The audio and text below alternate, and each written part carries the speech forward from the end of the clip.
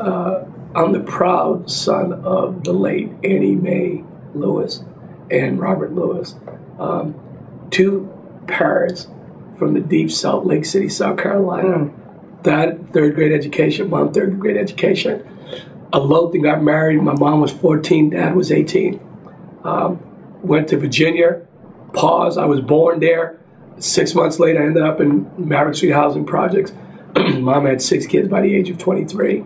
And, you know, just from this loving woman who cared. And that in itself, I'm just the proud son of Annie Mae and Robert Lewis Jr. The way I look at it is that I feel like hopefully we're a change in philanthropy.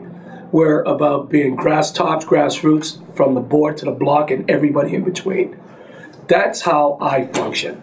Because I understand I have to function with the theory and the theorists and the policymakers.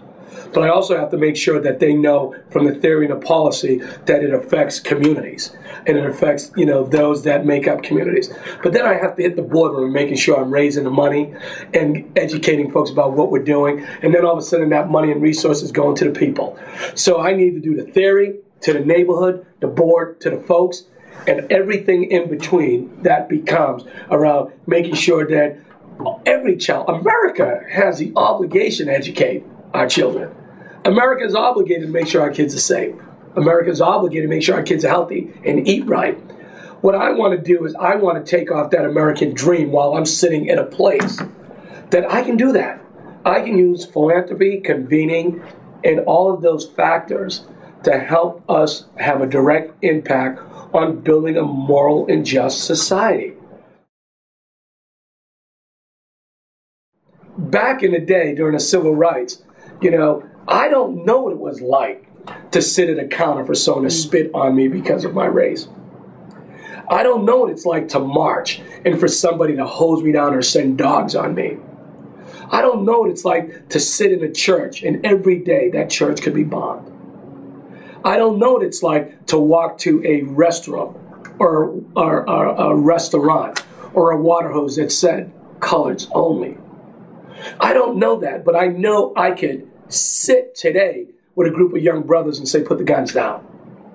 I can stand today and push for equality and equal access for jobs and opportunities for all. I can march today for justice and peace and equality. And I can go to any restaurant, drink at any water cooler, go to any bathroom and make sure it says men's only that I want to go to. So I can stand, I can march, I can sit, I can step. Shouldn't that be for everybody? We are the United States of America. It doesn't say divided States of America. It says United States of America.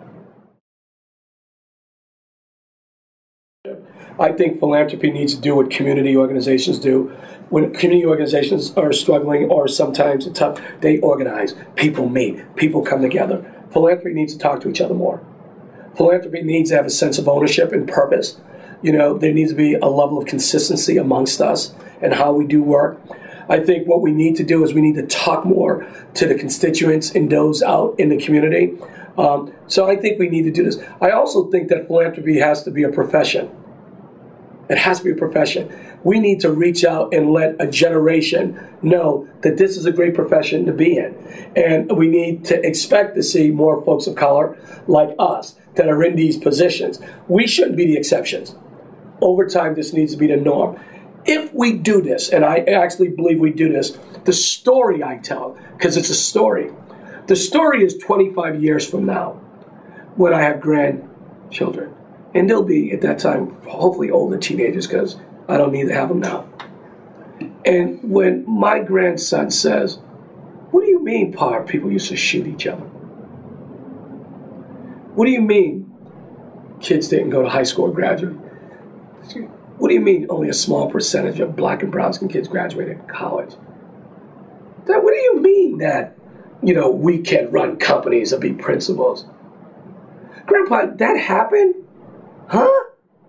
See, what I want to create is a shock system that the next generation can't believe that we allowed a generation to have to go through this.